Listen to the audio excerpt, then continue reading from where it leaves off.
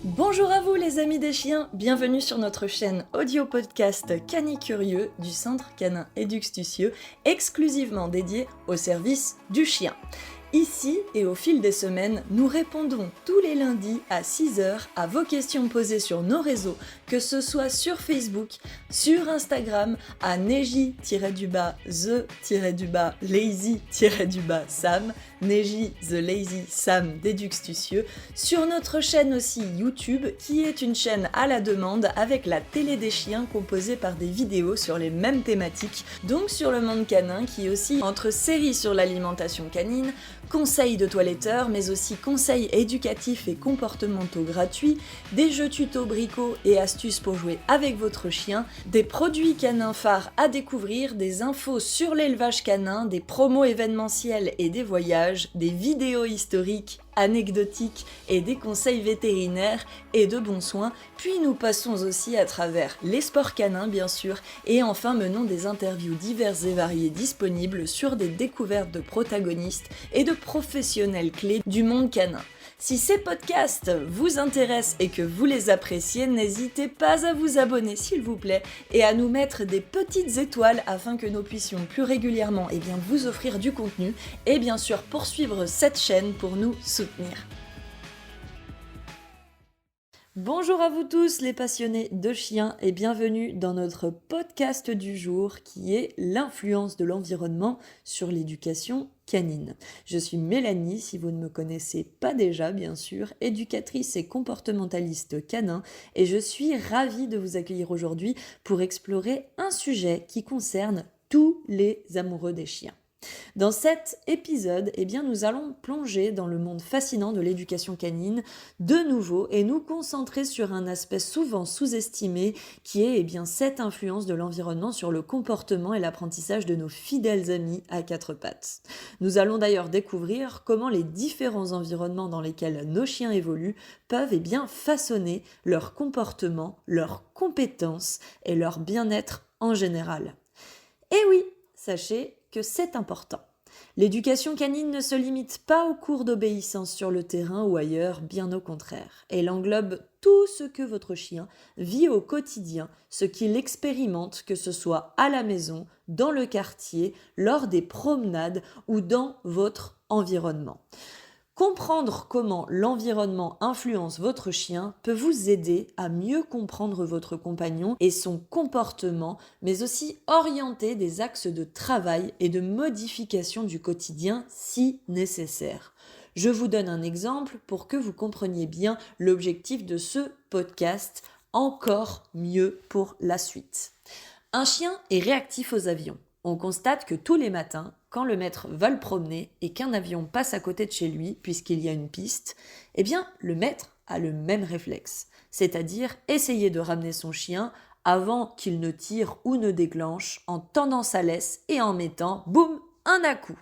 Ne pouvons-nous pas imaginer que l'à-coup est la laisse tendue et ce qui a ou va générer de la réactivité chez le chien qui, tous les matins, se fait surprendre par le maître dès qu'un avion décolle à côté de lui.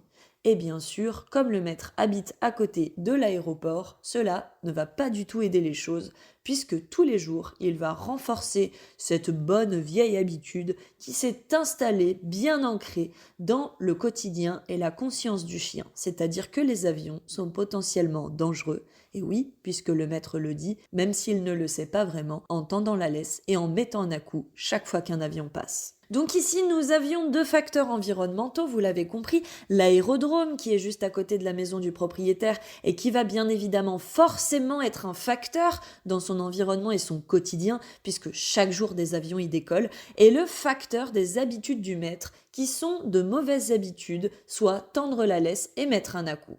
Les deux facteurs réunis et cumulés vont nous donner ou nous ont déjà donné une réactivité profonde sur les avions, car c'est sûr que comme pour les leçons, plus vous répétez, plus vous mémorisez et profond. Donc si tous les matins nous avons un chien de 3 ans par exemple, donc qui a appris que 365 jours fois 3 années, soit 1095 ou 1095 pour les Suisses, jours de sa vie, il se prend un coup de laisse dès qu'un avion passe et que son maître se tend, il est donc logique qu'il y soit réactif. Donc pour en revenir à ce que je disais, le maître aurait meilleur temps de changer, n'est-ce pas, ce détail négatif du quotidien pour en générer un nouveau, pourquoi pas se mettre à jouer dès qu'un avion passe. Dans cet épisode, nous explorerons donc divers aspects de l'environnement et finalement comment ils interagissent avec l'éducation canine. Nous discuterons de l'influence de la maison et de la famille, des interactions sociales, des environnements extérieurs, des lieux de formation et bien plus encore. Chaque aspect sera étayé par des exemples concrets et des conseils pratiques pour que vous puissiez bien comprendre et soutenir votre chien au mieux. Je suis franchement convaincue, je vais vous le dire, que cet épisode vous donnera des informations précieuses pour améliorer la vie de votre chien et la vôtre. J'espère également que cela suscitera des discussions intéressantes, pourquoi pas, et des réflexions sur la manière dont nous pouvons créer finalement un environnement optimal pour nos amis à quatre pattes. Et avant de plonger dans le vif du sujet, n'oubliez pas s'il vous plaît de vous abonner à notre podcast pour ne pas manquer nos futurs épisodes et pourquoi pas nous soutenir pour poursuivre, qui sait, sur plein d'autres thématiques clés. J'espère en tout cas que ces podcasts vous aident, car c'est quand même le but. Si vous avez des questions ou des expériences à partager, n'hésitez pas à nous contacter sur nos réseaux sociaux ou par email. Vos commentaires et vos réflexions sont bien sûr essentiels pour faire évoluer nos discussions ensemble, car oui, nous sommes peut-être éducateurs canins, mais vous êtes le monde du chien du quotidien, et l'un ne peut pas fonctionner correctement sans l'autre. Allez, c'est parti, découvrons ensemble l'influence de l'environnement sur l'éducation canine, et on commence bien sûr par l'environnement domestique dans ce podcast. Suivront ensuite d'autres environnements, d'autres aspects si je peux dire, le social, l'extérieur, la formation, le ludique, l'environnement multimédia aussi et l'influence qu'il a sur vous et donc sur votre chien. Et tout cela afin que vous sortiez grandi et retrouviez en quelque sorte la vue sur la réalité des choses qui vous occulte le quotidien. C'est-à-dire de savoir que 70%, 70% de votre chien n'est ni plus ni moins que le fruit de l'environnement que vous lui apportez. Alors, nos chiens sont bien plus que des animaux de compagnie, on le sait, ils font partie intégrante de nos familles et de nos vies quotidiennes. Ils partagent nos maisons, nos routines et nos émotions, bien évidemment. Cependant, savons-nous vraiment comment notre environnement domestique et nos interactions familiales influencent leur comportement, leur apprentissage et leur bien-être? Voici Sabine, tada, qui vit dans un foyer composé par 4 jeunes enfants, de 2, de 4, de 8 et de 12 ans. Le quotidien de Sabine, comme les parents peuvent se l'imaginer, j'imagine, est assez chargé. Il faut beaucoup d'organisation pour gérer tout ce petit monde, d'autant plus que Sabine et Mathieu, les parents, ont des boulots bien prenants. Sabine a adopté un samoyède. Le samoyède vient d'un bon élevage, même si ce n'est pas le mien. Et d'ailleurs, elle a aussi une amie, à elle, Adèle, qui a adopté son petit frère, donc le petit frère de son samoyède. Sabine ne comprend pas pourquoi les 2 chiens sont si différents. Pourtant, ils viennent du même élevage, de la même portée. Et elle pense qu'elle s'est trompée dans le choix de la marchandise, si je puis dire, car c'est un peu ça. Quand vous nous balancez un peu comme ça, parce que la vendeuse, donc l'éleveuse, qui est une éleveuse professionnelle et de bonne réputation apparemment, lui aurait dit que son chiot était le plus calme de la portée. En même temps, nous confirmons, son chiot n'est pas particulièrement difficile, contrairement à son frère qui pourrait l'être, et qui prend d'ailleurs des cours chez nous. Pourtant, il est évident qu'il y a un fossé entre les deux. Le chien de Sabine ne sait pas se tenir, il ne sait pas tenir en place, se concentrer. Il s'intéresse à tout, court dans tous les sens, et l'autre chien, son frère, est, bien au contraire, presque difficile à encourager pour faire quoi que ce soit. Un vrai tapis de salon. Il ne veut pas bouger, mais finalement ne pose aucun souci. D'un côté, si nous nous interrogeons sur le quotidien de Sabine, son environnement, le chiot évolue dans un quotidien monstrueusement dynamique, avec les enfants qui ne cessent de stimuler le chiot et ne le laissent pas dormir, Quand l'un finit, c'est l'autre qui décide d'aller jouer avec, car ils ne veulent en plus pas partager le chiot. Quand les enfants ont fini, on part faire la balade en famille, mais comme il est foufou, la balade s'éternise, ce qui le rend encore plus endurant jour après jour. Quand il rentre, pourtant, il se pose 5 minutes, mais c'est reparti, de plus belle, parce que les enfants jouent après leur goûter. Et comme ils ont un peu peur de ne pas avoir assez de relations avec lui, eh bien, ils jouent aussi quand les enfants sont couchés avec le chiot pour être sûr que les parents, eh bien, soient présents dans les jeux avec le chiot et que le chiot soit suffisamment stimulé, comme si on se posait encore la question. Sabine emmène donc le chiot partout avec elle pour être sûre qu'il ne fasse pas de bêtises. Il vient donc depuis son arrivée au marché, au bar, au mariage, aux anniversaires, etc. Tout de suite dans le bas. À la maison, comme Sabine a peu de temps, il n'y a pas vraiment de règles. Le chien mange quand il veut, à volonté, il peut monter sur les lits, les canapés, même s'il est plein de boue. Quand il met les pattes sur la table, tout le monde rigole parce que c'est un bébé, qu'il est mignon, et on lui donne un truc de l'assiette parce qu'il était trop chou, vous comprenez bien. Faut dire qu'elle a bien essayé de le laisser à la maison juste le temps d'aller chercher les enfants à l'école après, mais comme il ne sait pas se poser, il en a donc profité pour tout détruire et a ravagé la maison. Ainsi, elle a dû racheter le canapé, etc. Mais voilà, comme le chien grandit et devient peut-être un tout petit peu moins mignon, même s'il va le rester puisque c'est un samoyède, tout cela n'est plus vraiment drôle. Il commence à grogner si quelqu'un lui demande de descendre du canapé, puisque de toute façon il avait l'habitude d'y être comme il voulait quand il voulait. Il ne peut pas rester seul finalement, sinon elle détruit tout. Il est insupportable car il ne fait que d'aboyer pour quémander et saute en plus sur les gens avec son poids qui a fini par faire mal à un petit de la maison en voulant simplement lui dire bonjour, et le rêve s'écroule et prend fin.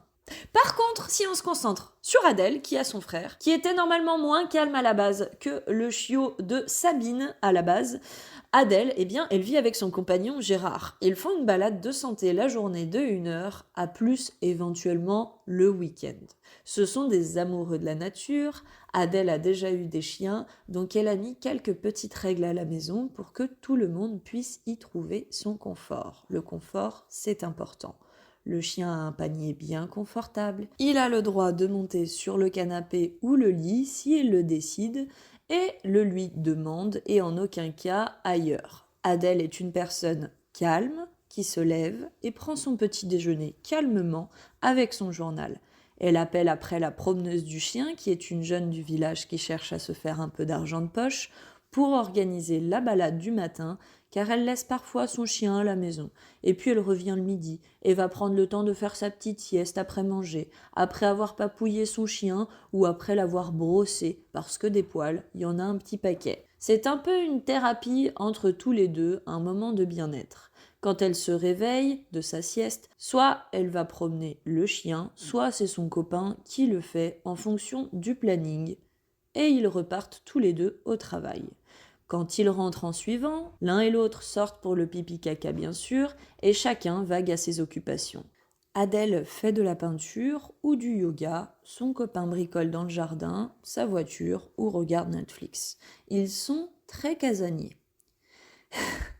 Comprenez-vous les différences des chiens ou pas encore ? L'un évolue dans un environnement hyper stimulant et l'autre a une vie extrêmement calme et routinière. Sabine pense que son chien est horrible. Adèle pense que son chien est parfait. Pour rassurer Sabine et remettre en question Adèle, après leur avoir expliqué que le quotidien impactait bien évidemment lourdement leur chien, je leur propose de faire un petit test. Sur le test de l'obéissance, assis, couché, etc., Adèle est fière et son chien gagne facilement. Mais sur le test de l'environnement, de la découverte d'un obstacle en hauteur et d'un tunnel, alors que le chien de Sabine fonce et s'éclate avec sa maîtresse, eh bien, le chien de Adèle est très réservé, il a peur et ne veut pas y aller. Sabine esquisse un petit sourire, reprend confiance et pour une fois a un petit peu de fierté. Adèle, quant à elle, est complètement surprise. Pourquoi ? Eh bien parce que le chien de Sabine, qui est peut-être hyper stimulé, eh bien va partout. Il n'aura jamais aucun problème à s'adapter à une situation ou à découvrir quelque chose. Alors que le chien de Adèle, qui a d'autres qualités bien sûr, a complètement peur de la nouveauté. Il fait toujours les mêmes balades aux mêmes endroits, mange à la même heure et reproduit les mêmes schémas. Le chien de Sabine n'a d'ailleurs aucun souci à venir en pension qu'il fréquente, où il va s'éclater et profiter à fond, alors que le chien de Adèle va rester dans son coin, se fatiguer très vite des phases de jeu entre chiens permanents et ne voudra même pas son repas, car il est complètement déboussolé puisqu'il le prend normalement à telle heure dans tel endroit. Vous voyez, finalement, pas si parfait que ça. Les deux chiens ont simplement des qualités et des défauts différents en fonction de l'environnement dans lequel ils ont évolué, qui en est complètement dépendant. L'une et l'autre n'ont donc pas gagné. Aucun chien n'est meilleur que l'autre. Dans nos mœurs, bien sûr, les humains font passer un chien bien dressé au rappel avant un chien qui n'a pas la queue entre les jambes dans un marché.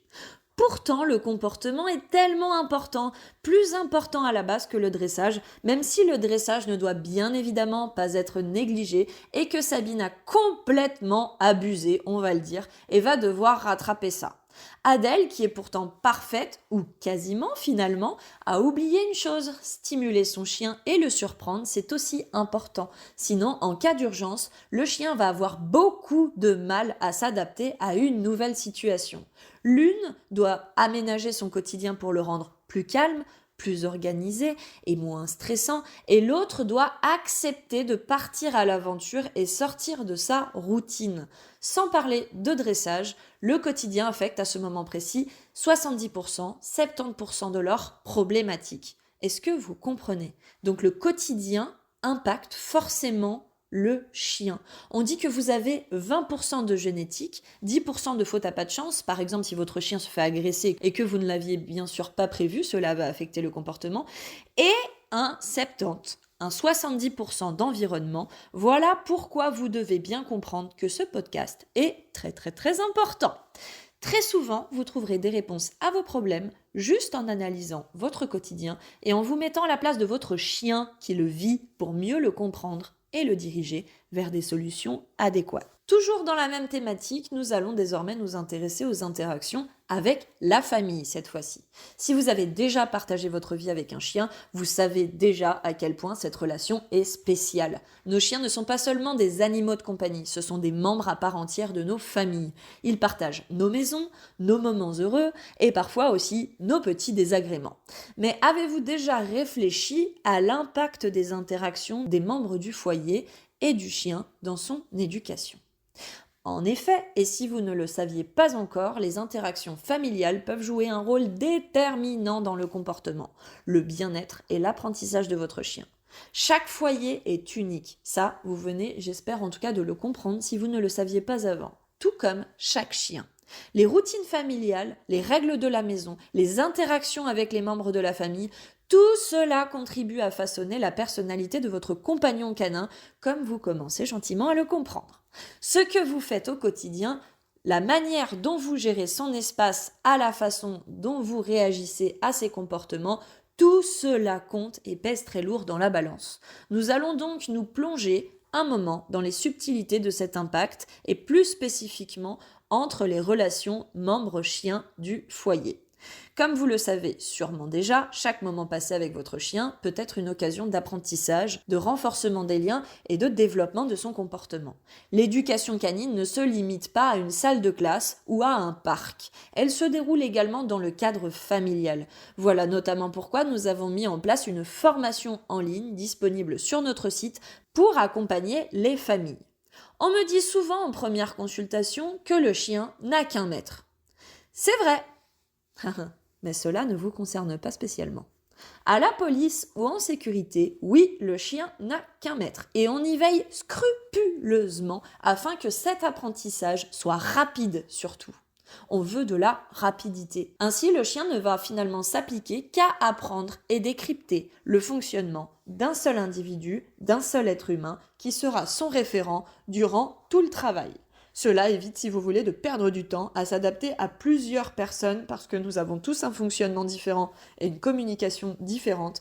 car nous sommes tous différents. Et nous voulons dans ce cas de figure, bien évidemment, extrapoler ou exagérer la relation avec son conducteur afin, si je puis dire, que le chien s'y accroche comme à sa propre vie. C'est donc le conducteur exclusivement qui va nourrir, sortir, éduquer le chien et nous allons dénigrer en clair toute autorité autour de ce binôme car nous en avons besoin rapidement. Mais ce n'est absolument pas une vérité universelle. Un chien peut avoir plusieurs maîtres. Mais pour être considéré comme un maître, il faut bien entendu le mériter. On va donc aller voir Vanessa et Arnaud, et Tamara et Diego. Vanessa et Arnaud ont un border collie, tout comme Tamara et Diego. Vanessa et Arnaud sont très souvent en désaccord avec le chien.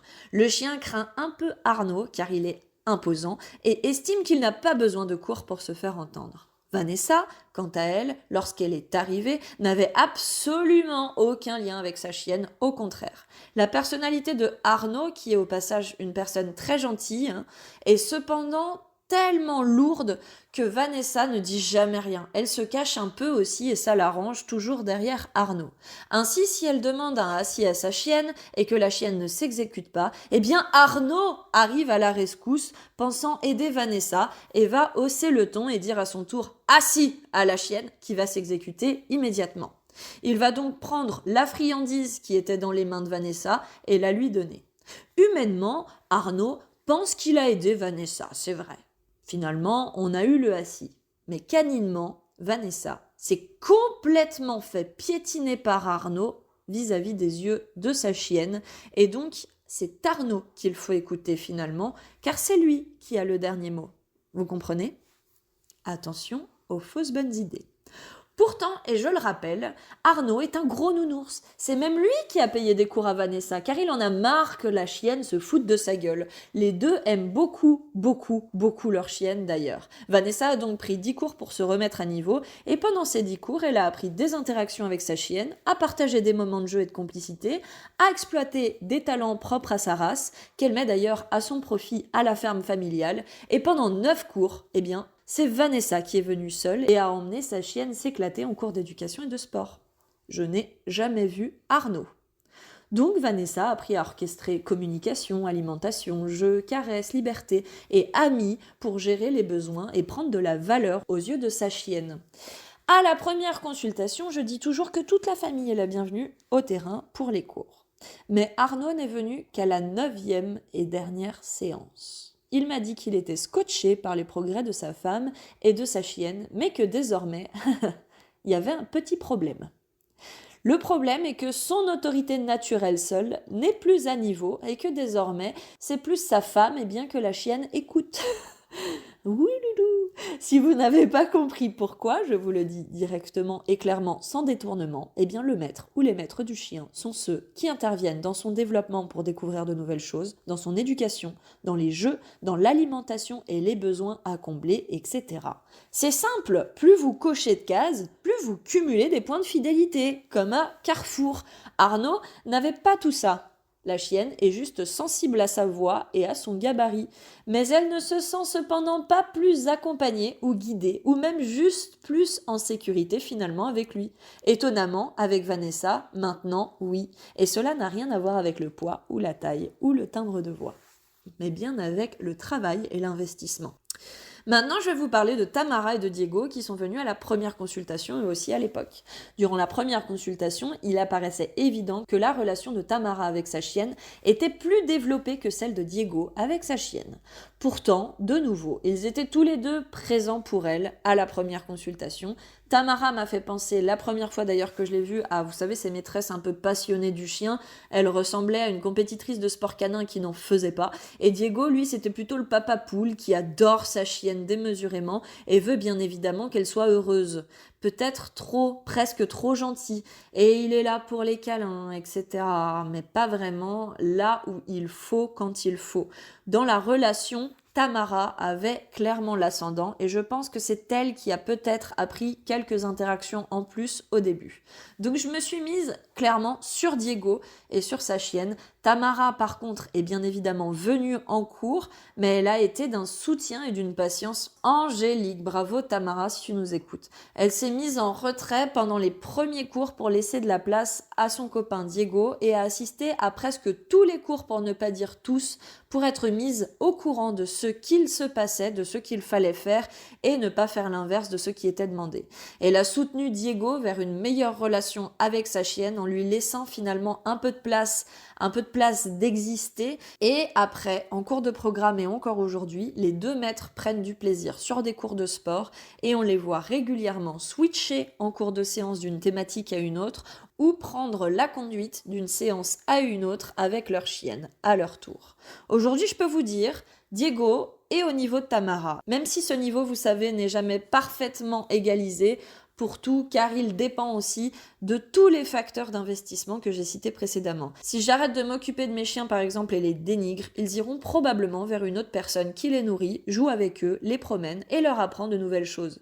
Même s'ils resteront bien évidemment probablement attachés à moi, ils iront, et franchement je les comprends, forcément vers la personne qui est en mesure de répondre à ce dont ils ont besoin, car je ne le serai plus par exemple. Vous comprenez ? Donc c'est simple, si vous souhaitez avoir l'audace de dire « je suis le maître de mon chien », vous devez tout simplement prendre tout ce qui va avec. Voilà pourquoi il y a souvent des déséquilibres d'obéissance et de respect, même parfois entre un membre qui est actif sur tout cela et un autre membre qui ne fait que caresser le chien en pensant bien faire, voire qui ne lui met aucune limite parce qu'il pense qu'il l'aime plus que tout, mais contrairement